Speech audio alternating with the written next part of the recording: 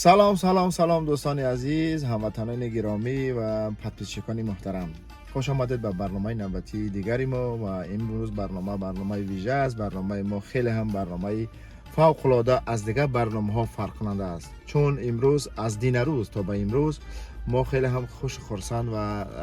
چی میگن خرسندی ما حد و کنار و یا که دیگه مسافه یا مساحت ندارد. خیلی خوشحال هستیم چون برادر سامان محمد بیکوف در قهرمانی جهان آید به گشتین جودو که فعلا در شهر ابودبی امارات متحده عرب میگذرد برای تاجیکستان نشانی یا که مدال برنجی و برنز را به دست آورد و این مدال یا این نشانه برنجی برای ما 17 سال بعد از برادر رسول باقیف که در 2007 میلادی در دولت برزیل به دست آورده بود اولین مدال برنجی از قهرمانی جهان آید به جودو در تاریخ نوتأسیس تاجیکستان عزیز، در تاریخ صاحب استقلال تاجیکستان عزیز اولین بار بود و برادر سامان محمد بیک بعد از 17 سال این کاری رسول باقیف را تکرار کرد و ما در این شب روزی که برای ملت ما خیلی هم شرایطی چی میگن وقتی به نهایت دشوار و مرکب است، برای ما یک ملهمی بود، برای ما و زخم‌های ما یک ملهمی بود یا یک بلزمی بود که در زخم‌های ما این برادر سامان محمد بیکوف مالید و ما را سر حال و خوشحال کرد. علل خصوص من میخوام اول به خودی سامان محمد بیکوف این بردباری رو تبریک بگم. بعد از آن با تیم ملی، با مربیان این تیم ملی و با دستانکارانی که تیم ملی را سفربر کردن به قهرمانی جهان آید به جودو و دیگه این تبریکی را به تمام ملت عزیزم، برای تاجیکستان عزیزم و تمام مهاجرین و مسافرانی که از بیرون از تاجیکستان هستند، علل خصوص در امریکا، در اروپا، در نمیدونم در روسیه، در آسیا، در هر نقاط دنیا که هستند، آنها را برایشان برای هر یک تاجیک تک تک تبریک بگم و خدا کنه که همین گونه خبرهای خوش بیشتر و بیشتر شود و چند برادر دیگه امروز هنرنمایی دارن، خدا کنه که آنها هم برای ما یگان سورپریز کنن، یگان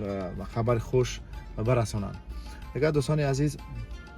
چنانچه خبر دارین در این شرایط های خیلی مرکب زمان معاصر ملت تاجیک خیلی وقتی چی میگن به نهایت دشوار پشت سر کرده ایستاده است و این گونه خبرها و این گونه خوش خبرها برای ما خیلی همچون باد و هوا، همچون قطره های باران ضرور است و به خاطر روح بالیده کردن ملت ما، چون خدا به هم شما معلوم است که شرایط فعلی خیلی هم برای تاجیکستان، علاوه خصوص تاجیکستان نیان به نهایت مرکب و مشکل هم است. بعد از واقعه هایی که در مسکو گذشت دیگه تمام انگشت های مردم غیر تاجیکستان طرف تاجیکستان نگرانیده شده است و فکر میکنم که تمام ملت تاجیک دستاورد خوبی ندارن و خاطر این گونه چیزهایی که میخوام مثلا مثبت باشه، پوزیتیو باشه، هرچی بیشتر و بیشتر شوه، چون ما برادرها که هستن در عرصه جهانی معرفگری ملت تاجیک هستن. خیلی باور کنید بچه‌ها، خیلی خرسندم، خیلی خوشحالم دیگه. باور کنید دیگه نمیدونم ایدین روز تا به این روز چگونه برنامه کنم و دوستان عزیز گفتن نماند، چون که شما میبینید من هم تاقی دارم امروز در سر، چون تاقی ما هم در این شب روز رسید در برابر خوشخبری برادر سامان محمد بیکوف و اولین نواری ما با تاقی و با کلاه تاجیکی در برنامه های ما دایر میگردد و اولین بار است که من با تاقی نمیفهمم، تاقی من خوب میگه مرا نمیگه. به هر صورت بازم تبریک باشه دوستان عزیز، موفقیت برادر سامان محمد بیکوف و همه ما و شما. دیگه میتونین برنامه را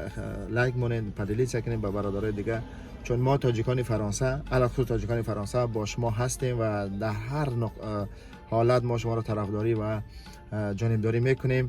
تیم ملی چی فوتبال باشد، چی فوتزال باشد، چی نمیفهمم گشتین جدا باشد چی باکس باشد، تمام هر یک شهروند تازیانی که آید به ورزش در هر رشته مثلا فعالیت داره ما طرفدارش هستیم و طرفدار خواهیم بود و جانبداری خواهیم کرد. و دوستان عزیز نگفتن امانت ماه‌های آینده در شهر پاریس فرانسه 2024 المپیاد میگذرد. اگر امکان شود ان شاء الله ما اگر از کارخانه اجازه بتن ما میریم ان شاء الله از نزدیک از این برادرها مثلا نوارها میگیریم، برنامه ها میگیریم، ولی وعده داده نمیتونیم چون اینجا باید یک دو ماه پیشکی خبر کنی مثلا اجازه بگیری که مثلا از جای کار جواب بتن یا رخصتی بتن که برای کار مثلا پشت کارهای دیگه. و من گفتن اما دوستان عزیز المپیادی که در شهر پاریس یا که شهر پاریس میگذرد ببینید برای یک شهر برای یک دولتی و مثلا ابرقدرت چه فایده هایی دارد. تخمین می رود که اگر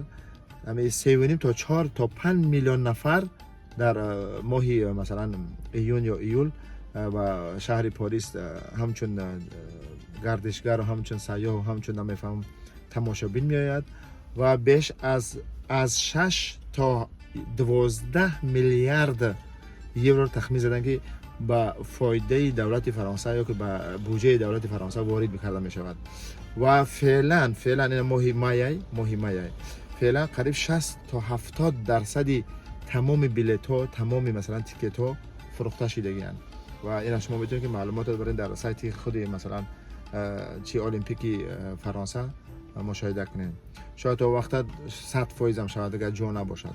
و معیار مثلا امنیتی در شهر پاریس خیلی هم سخت شده است و از نگاه مثلا امنیتی خیلی مثلا باید آدم تمامی حجت هاشو برابر باشه که واردی شهر پاریس شود. خیلی سختگیری شده است